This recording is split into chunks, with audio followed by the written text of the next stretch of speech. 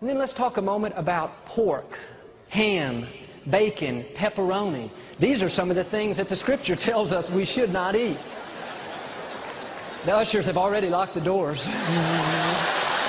And of course, this has to do with anything that comes from a pig, a hog, a swine. And I know some of you love pork chops. You love ham and cheese sandwiches. I grew up on all that. I love bacon. But for our health's sake, we have to be willing to make some changes. God knows what's best for us. And back in the Bible days, the pig was considered unclean. It was never considered a source of food. And one of the main reasons why was the pig will eat anything. A pig eats waste and garbage. This is kind of gross, but a pig will eat its own dead child. A pig will eat other sick and infected animals. They're scavengers. And what's interesting is the pig has one of the quickest and poorest digestive systems of any animal. It takes only 4 hours, and that's not good. Because the digestive system is so quick and so poor, many times the toxins from the food are not properly eliminated, and they are stored in the pig's fat. That means that pig can eat all kinds of filth and garbage. It can eat other infection. 4 hours later, it's sent to the slaughter and butchered. In a few days, it's on your plate at home. You're having ribs. The problem is the toxins were never properly eliminated from the pig.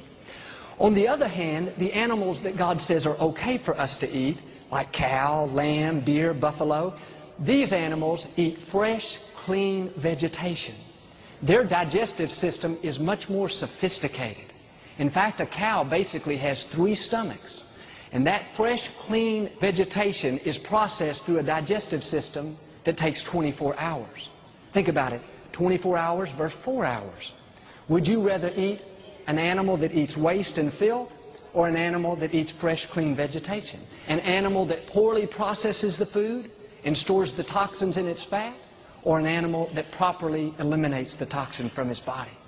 I don't know about you, but I don't want to take a chance of putting that kind of junk in my body.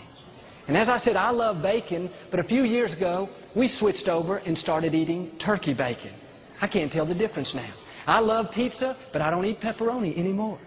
I made changes not only for my health's sake, I made changes to honor God. And I believe that if I'll do what I can to take care of myself, God will do what I can. Something else the Bible tells us we should stay away from is any kind of shellfish.